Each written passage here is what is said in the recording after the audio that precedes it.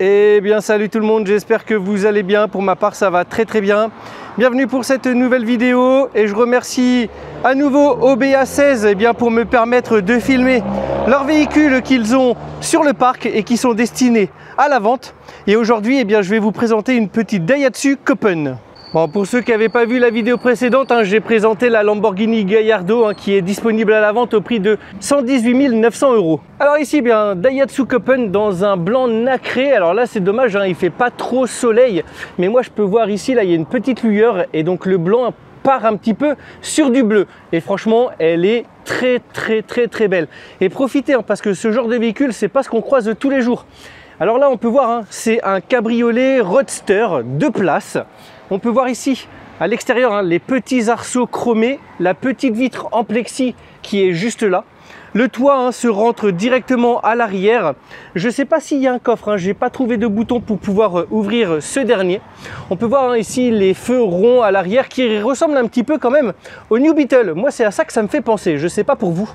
Ici, les deux petites sorties centrales, un petit peu style Golf 4 R32. Franchement, je trouve ça du plus bel effet. C'est une petite motorisation, je crois là-dessus, on est sur un petit peu moins de 90 chevaux, mais le poids est hyper intéressant, je crois, on doit être sur 800 ou 900 kg à tout casser.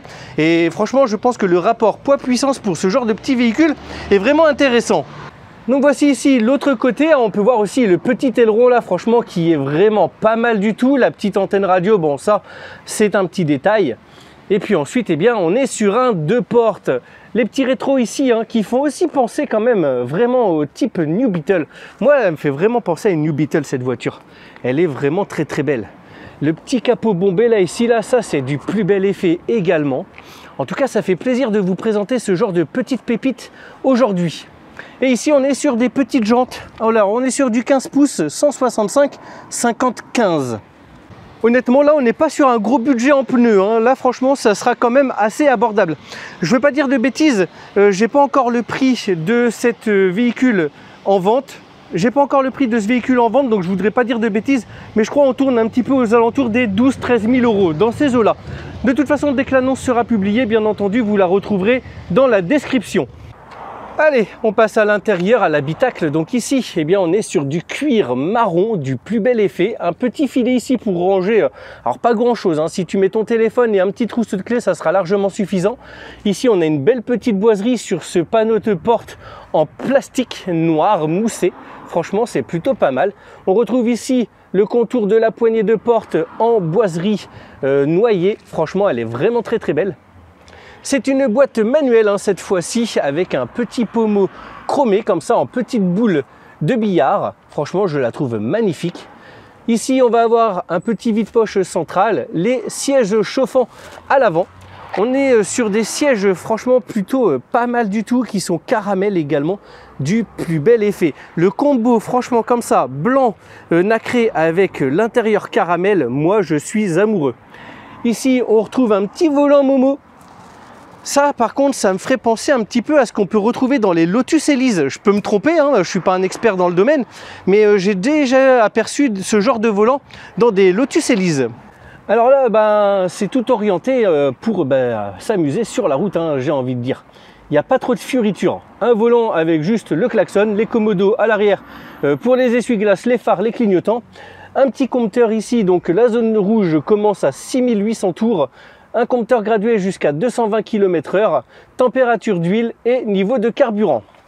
Ici, on va avoir le dégivrage, les antibrouillards avant-arrière, le réglage ici des rétroviseurs extérieurs qui sont électriques.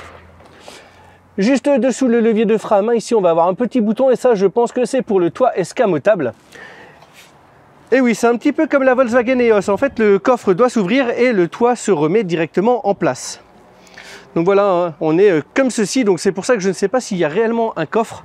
Mais voilà, en tout cas, c'est là, ça fonctionne et c'est plutôt pas mal. Pour l'assise, franchement, waouh, je suis assez surpris. On est vraiment bien enveloppé là aussi au niveau des lombaires pour des sièges comme ça simplistes. Je trouve qu'on est très bien assis. Ensuite ici, eh bien, on va retrouver sur la partie centrale toujours de la ronce de noyer, les aérateurs, le bouton des warnings, un petit autoradio qui a été ajouté de la marque Pioneer. Ici, réglage de la ventilation et ici, on va avoir un petit cendrier avec un bouton allume-cigare et on est sur une boîte de vitesse comme on peut le voir juste ici à 5 rapports. Ensuite, pour ouvrir le capot moteur, eh bien, il faut ouvrir la boîte à gants et ici, on a une petite tirette, on vient tirer dessus. Et on va aller voir ce petit 4 cylindres. Allez, le petit verdict. Alors là, on n'a pas de vérin, donc là, il faudra tenir le capot, la tirette, où est-ce qu'elle se cache? Elle est juste devant là, la tirette, elle est juste ici, là, comme on peut voir, au niveau du radiateur. Et donc, voici le fameux 4 cylindres de cette petite Daihatsu. Franchement, c'est pas mal du tout.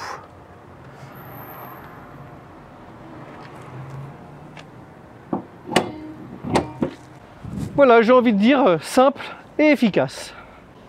Et alors, au niveau du compteur, on est à 45 269 km. Franchement, pour ce genre de véhicule, je crois des années 2000-2005, je crois, ça doit être dans ces eaux-là.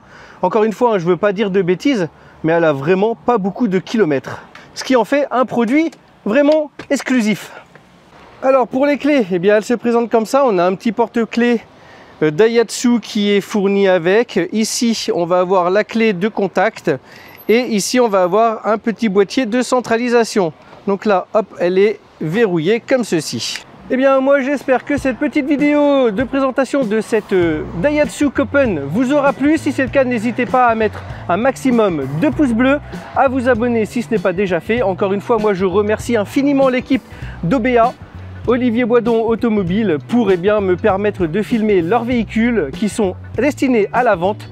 Et puis moi je vous dis à la prochaine pour de nouvelles aventures, portez-vous bien, ciao bye.